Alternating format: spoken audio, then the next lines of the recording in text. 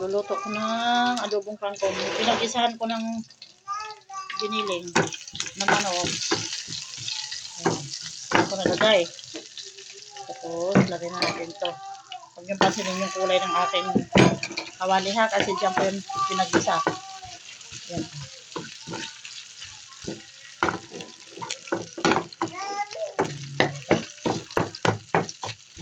Sitaw ang aming ulam. Oy, kay sapi ka naman. Yan guys.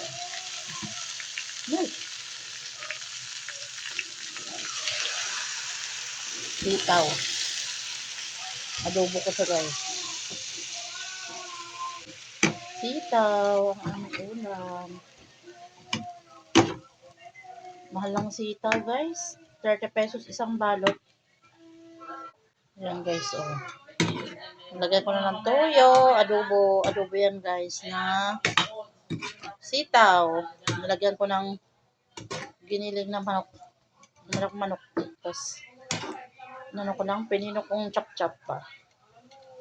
Yan, ano ulam. Sapat na yan. Kaya na ulam namin. Kaya lang natin guys na naluto yung gulay. So guys, thank you for watching.